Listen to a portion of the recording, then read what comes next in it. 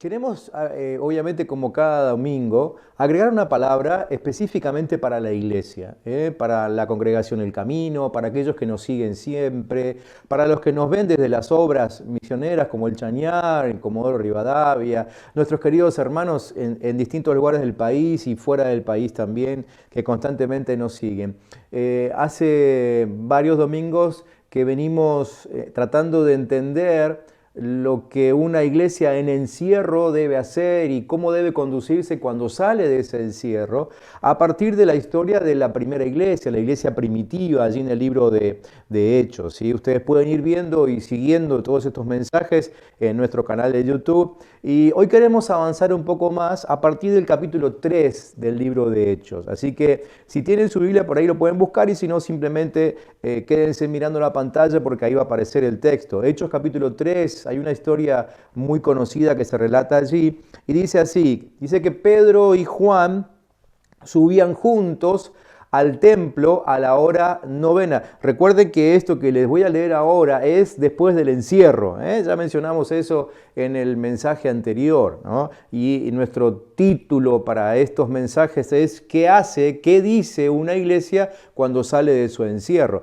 Bien, aquí estaban Pedro y Juan, recién salían de su encierro mientras esperaban al Espíritu Santo, había sucedido lo de la llegada del Espíritu Santo justamente, y ahora estaban yendo al templo a la hora novena para orar, la hora de la oración. Y era traído un hombre cojo de nacimiento, a quien ponían cada día a la puerta del templo que se llama La Hermosa, para que pidiese limosna de los que entraban en el templo. Este, cuando vio a Pedro y a Juan que iban a entrar en el templo, les rogaba que le diesen limosna.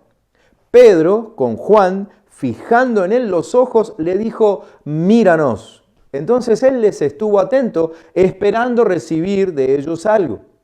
Pero Pedro dijo, no tengo plata ni oro, pero lo que tengo te doy.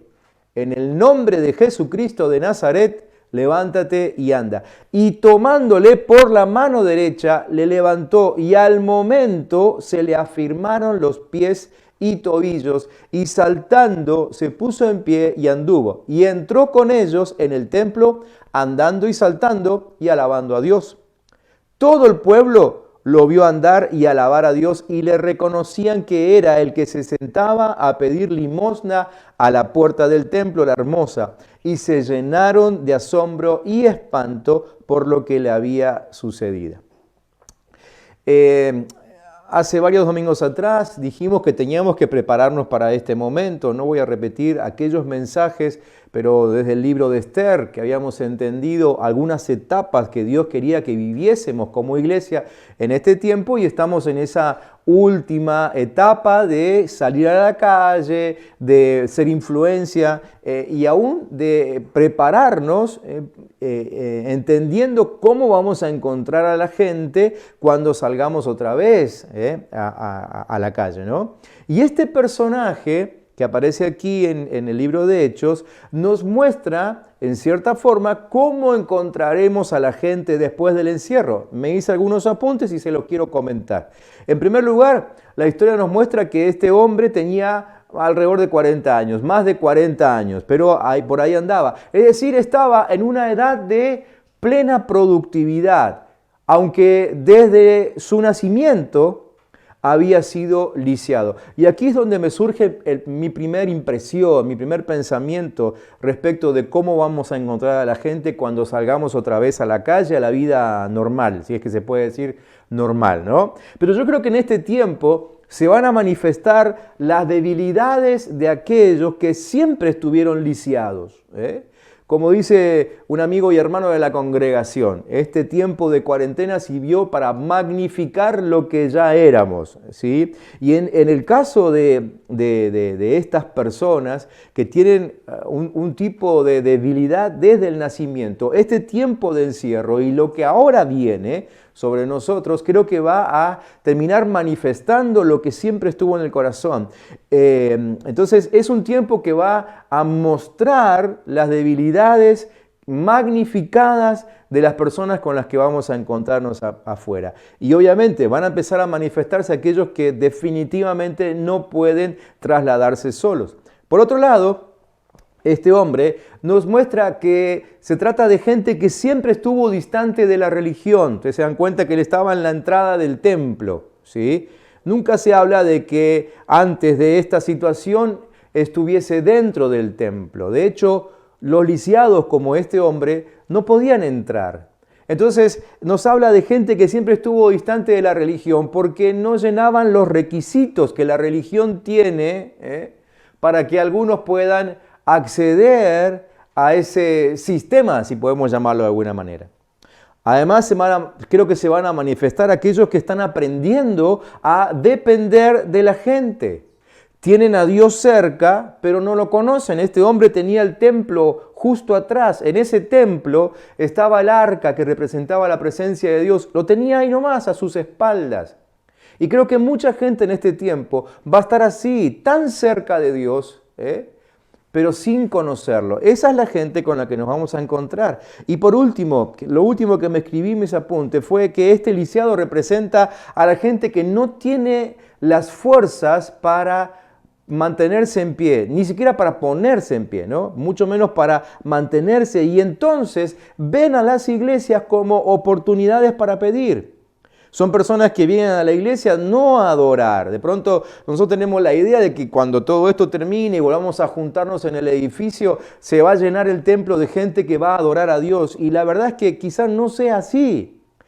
Quizás se llene el templo, pero probablemente esas personas no vayan al templo a adorar, sino que van a ir ahí a pedir ayuda.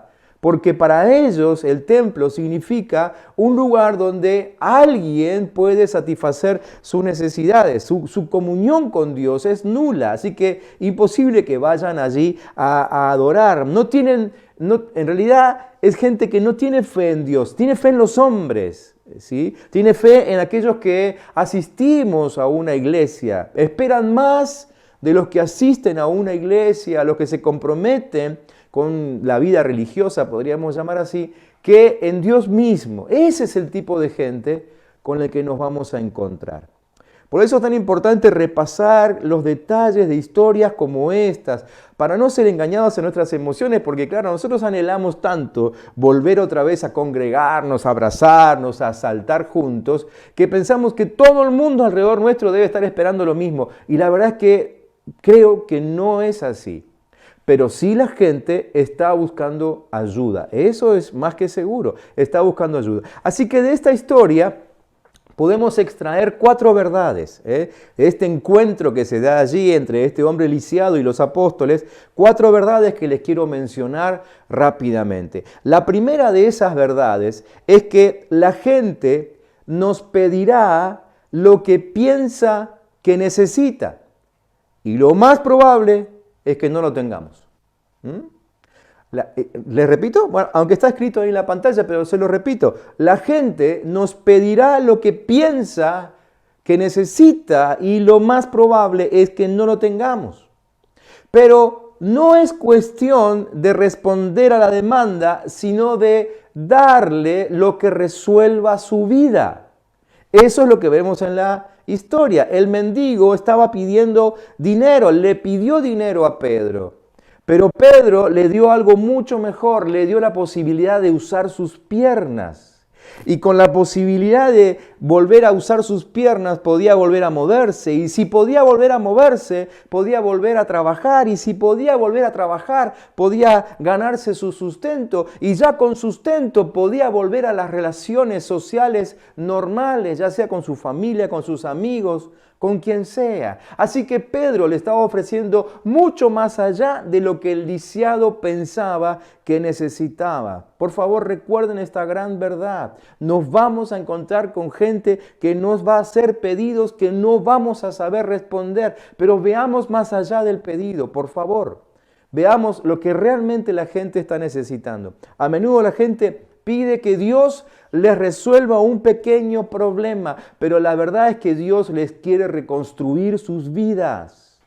Y eso es lo que tenemos que tener en mente. Dios quiere reconstruir vidas, quiere cambiarles la condición completamente. Es cierto que muchos en este tiempo creo que ni siquiera esperan recibir algo de Dios. Pero también es cierto que la mayoría se conforman con menos de lo que Dios les quiere dar. Y nosotros que somos hijos de Dios, sabemos que Dios tiene apartadas unas bendiciones increíbles para todos aquellos que le aceptan, para todos aquellos que creen en Él. Y ese es el mensaje que tenemos que llevarle, proveerles vida, ir más allá de lo que la gente nos pida. Segunda verdad que esta historia nos enseña. La segunda verdad es que lo que tenemos en nosotros es suficiente. Lo que tenemos en nosotros es suficiente. Miremos a Pedro. ¿Qué tenía Pedro? En primer lugar, Pedro tenía compasión. Y por ahí empieza todo. Si vos y yo no tenemos compasión por la gente, la verdad es que definitivamente creo que Dios no va a poder usarnos, salvo que, no sé, algún milagro de esos que nos sacude, ¿no? Pero si no hay compasión en nosotros, no podremos ayudar a nadie. Pedro tenía en primer lugar compasión. Lo segundo que tenía Pedro es conocimiento del nombre de Jesús. Y ese es el secreto del poder.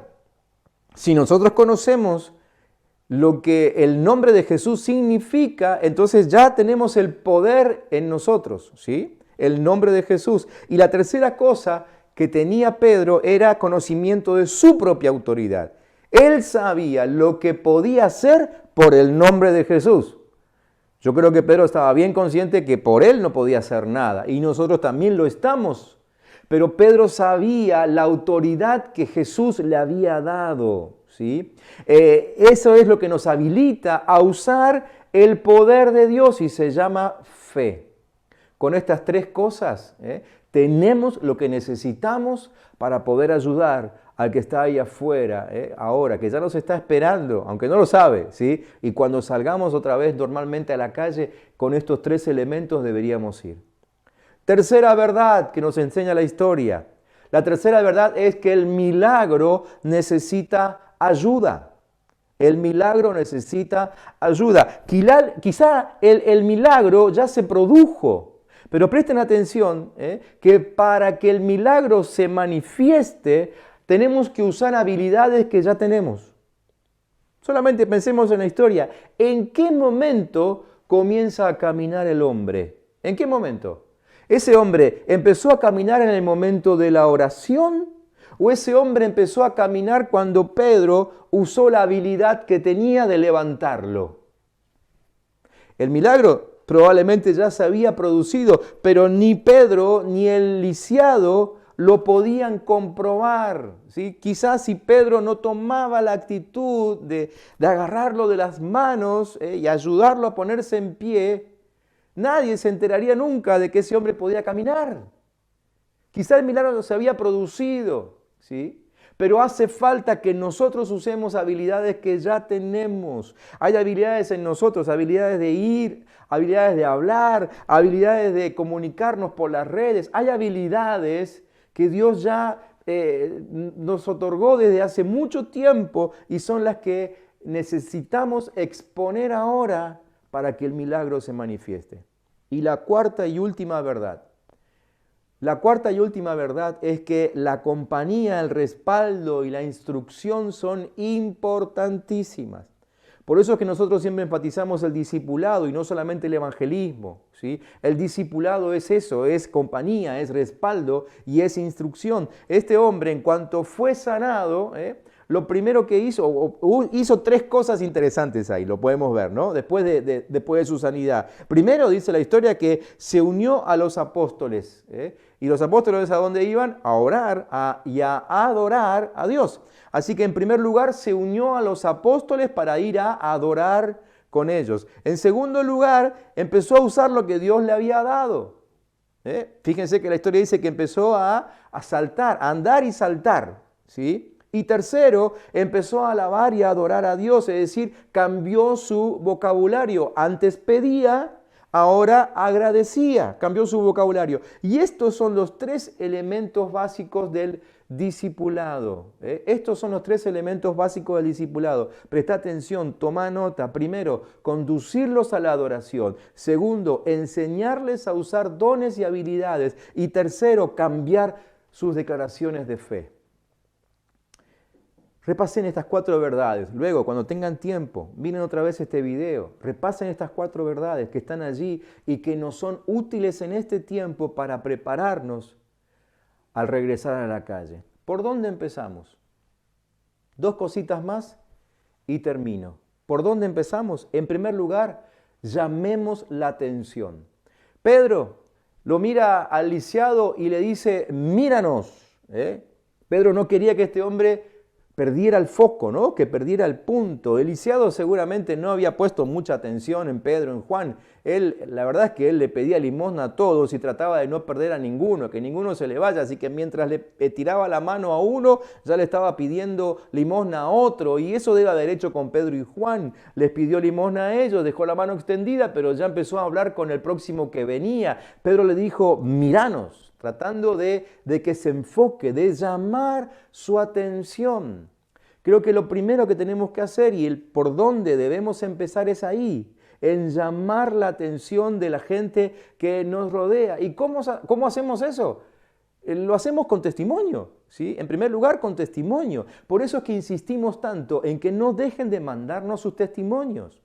Escriban sus testimonios, grábenlos en un video, hablen con nosotros, le vamos a decir cómo hacerlo, pero aunque no lo hagan con nosotros, cuéntenle su testimonio al vecino, a su familiar, a aquel con el cual, no sé, tienen una videoconferencia todas las semanas. Cuéntenle lo que Dios está haciendo. Esa es la forma de llamar la atención sobre el poder de Jesucristo, ¿sí? A través de testimonio. Y otra forma de llamar la atención es con la ayuda social. No dejemos de ofrendar, no dejemos de donar para nuestra campaña Dar Más, porque con esa campaña, más allá de que el primer interés es llevarles algo que asista a su necesidad, la verdad es que detrás de la campaña lo que queremos es que la gente conozca a Jesús, ¿sí? Que conozca a Jesús y que nunca más tenga que vivir la situación en la cual los encontramos cuando vamos con las bolsas de alimentos, ¿sí? Entonces, ¿cómo empezamos? ¿Por dónde empezamos? Llamemos la atención de la gente, no para que nos miren a nosotros, sino para que vean a Jesús en nosotros. Y la segunda cosa de por dónde empezamos, prediquemos en el nombre de Jesús. Prediquemos en el nombre de Jesús. El versículo 12 de esa misma historia, yo no lo leí, pero lo pueden leer ustedes después, nos muestra que no hay otra forma para ser salvos si no es por medio de Jesús. La gente no se va a salvar porque vean a un pastor predicando por internet, no se va a salvar por un líder que les mande un video, la gente no se va a salvar por un crédito que pueda sacar en el banco en este tiempo de escasez. La gente no se va a salvar por aplicarse una vacuna que probablemente inventen en este tiempo o más adelante. La gente se va a salvar si tiene una relación íntima con Jesucristo. Entonces tenemos que predicar en el nombre de Jesús. Quiero terminar este tiempo leyéndole un pasaje del profeta Isaías, Isaías capítulo 35. Este es un pasaje profético que habla sobre el futuro de los lisiados, pero creo que es una palabra a la cual tenemos que prestar atención porque lo veremos muy pronto. Por favor, escuchen bien cuando se los esté leyendo, va a aparecer también el texto en la pantalla. Presten atención, Isaías 35. Esto es lo que creo se dice de nosotros y de lo que va a suceder entre nosotros y a través de nosotros en los próximos días. Perdón. Aquel que esté escuchando y leyendo este texto, si cree que esto es cierto, por favor, ahí en su casa, grite un fuerte amén, si se anima, ¿no? Dice Isaías 35, se alegrarán el desierto y la tierra seca. Se regocijará el desierto y florecerá como el azafrán. Florecerá y se regocijará. Gritará de alegría. Se le dará la gloria del Líbano y el esplendor del monte Carmelo y de la tierra de Sarón. Ellos verán la gloria del Señor, el esplendor de nuestro Dios. Dice el profeta, de parte de Dios, fortalezcan las manos débiles, afirmen las rodillas temblorosas, digan a los de corazón temeroso, sean fuertes, no tengan miedo, su Dios vendrá con venganza, con retribución divina, vendrá a salvarlos. Se abrirán entonces los ojos de los ciegos y se destaparán los oídos de los sordos. Saltará el cojo como un ciervo y gritará de alegría la lengua del mudo, porque aguas brotarán en el desierto y torrentes en el sequedal. La arena ardiente se convertirá en estanque, la tierra sedienta en manantiales burbujeantes. Las guaridas donde se tendían los chacales serán morada de juncos y papiros. Habrá allí una calzada que será llamada Camino de Santidad. No viajarán por ella los impuros, ni transitarán por ella los necios. Será solo para los que siguen el camino. No habrá allí ningún león, ni bestia feroz que por él pase. Allí no se les encontrará. Por allí pasarán solamente los redimidos, y volverán los rescatados por el Señor, y entrarán en Sión con cantos de alegría, coronados de una alegría eterna. Los alcanzarán la alegría y el regocijo, y se alejarán la tristeza y el gemido. Queridos de la Iglesia El Camino, es tiempo de predicar, es tiempo de sanar, es tiempo de liberar. Así que ahí en tu casa, si te animás, mientras yo me tomo un trago de agua, grita amén y decir que así sea, Señor. Para esto estamos, y para esto nos está preparando el Señor. Recuerden que el Señor nos encerró a propósito. Primeramente, para tener intimidad con Él. Segundo, para empezar a prepararnos, para conocerle a Él de manera más íntima y personal, de una manera diferente, como nunca lo habíamos conocido. Y en tercer lugar, para prepararnos ya para esa salida, para ese regreso a la calle. Este es el tiempo de predicar, hermanos. Vamos a ponernos de pie como iglesia. Vamos a hacer lo que tengamos que hacer. Si todavía no sabes qué hacer, puedes hacer dos cosas. Primero, orar al Señor y que te lo diga a Él. Y segundo, preguntarnos, ¿cómo hago para empezar a predicar? Escribinos por privado. Queremos incluirte en nuestro gran equipo de evangelistas que están enviando devocionales y que atraen a sus amigos y que le cuentan testimonios. Queremos ser esa iglesia conformada de evangelistas que van a llenar esta tierra del mensaje de Jesucristo. Vamos a orar ahora. Quiero pedirte que ahí donde estás, en tu casa o no sé dónde estarás en este momento, cierres tus ojos, ¿sí? Porque vamos a orar y vamos a orar para que en este tiempo se abran las puertas de la iglesia. Y cuando digo la iglesia no me refiero solamente al camino, el sitio donde estás ahora.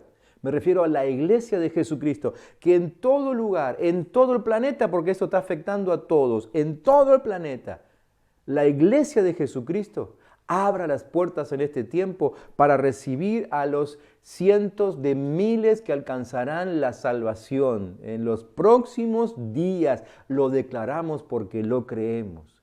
Cierra tus ojos ahí. Padre Santo, creemos en este mensaje. Creemos que tú eres un Dios que sigue haciendo milagros.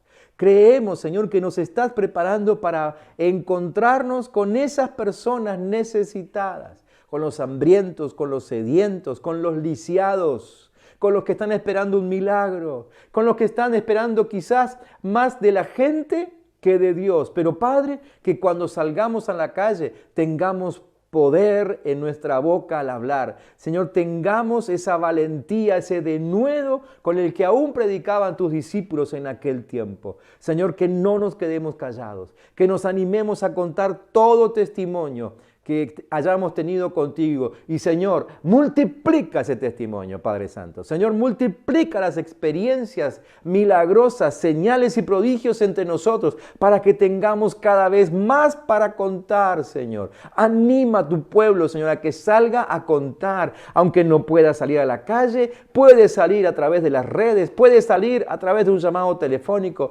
puede salir a través de un video, puede salir ese testimonio y va a correr, quién sabe hasta dónde. Como como esta misma transmisión que ahora mismo está llegando hasta la otra punta del planeta. Señor, en el nombre de Jesús, que tu iglesia se levante en este tiempo, que tu iglesia predique, que tu iglesia sane en el poder del nombre de Jesús, que tu iglesia libere en el poder del nombre de Jesús. Estamos listos, Padre. Haz con nosotros lo que siempre planeaste hacer. En el nombre de Jesús. Amén y amén. Hoy, al ser primer domingo del mes, vamos a compartir un tiempo muy especial. Compartir virtualmente, ¿sí? Pero creo que la mayoría de ustedes ya vinieron a esta transmisión preparados para participar de la cena del Señor, ¿sí? Esa cena que nuestro Señor Jesucristo nos mandó compartir con la única razón de anunciar su venida, ¿sí? Esa cena que cuando la compartimos nos hace acordar que Él fue entregado por nosotros, que Él entregó su cuerpo y que Él entregó su sangre. ¿Para qué? Para que ni vos ni yo tengamos que pagar el sacrificio, pagar por los pecados con los cuales llegamos a Él encima nuestro. Jesús es quien con su cuerpo y con su sangre nos ha redimido, nos ha salvado. Así que como iglesia de Jesucristo lo recordamos, ¿sí? Espero que allí en casa estén listos con su mesa servida. Nosotros acá estamos listos, así que voy a invitar a mi familia a que ellos vengan pasando para compartir este tiempo. Disculpen si se cruzan por delante de la cámara, pero ahora nos estamos preparando para este tiempo tan especial que es la cena del Señor. Jesús, en una reunión con sus discípulos, la última reunión que tuvo con sus discípulos antes de ir a la cruz, dice la Biblia que tomó pan. No sé si habrá sido un pan como este, pero tomó pan y dijo que el pan que tenía ahí representaba su cuerpo que iba a ser entregado por cada uno de esos discípulos. Pero no solamente por ellos, sino que por vos también, y por mí también, y por esta familia también, ¿sí? Y después tomó la copa, esta copa que seguramente tenía vino como tiene la nuestra aquí, ¿sí? Y Él dijo que esa copa representaba la sangre que Él iba a derramar por cada uno de nosotros. La verdad que nosotros estamos tremendamente agradecidos porque no tenemos que derramar la nuestra. Y espero que vos también estés agradecido por eso. Así que ahora vamos a compartir la cena del Señor. Allí en tu casa, tomá pan, tomá la copa. Si no viniste preparado, podés correr rápidamente. Esta es la ventaja que tiene el culto en casa, ¿no? Podés correr ahí a la cocina, tomar pan. Quizás no tengas pan, un paquete de galletitas. No importa qué. Lo que importa es que tomes algo y digas, Señor, así como existen estos elementos, existe la verdad de que me salvaste, entregando tu vida por mí.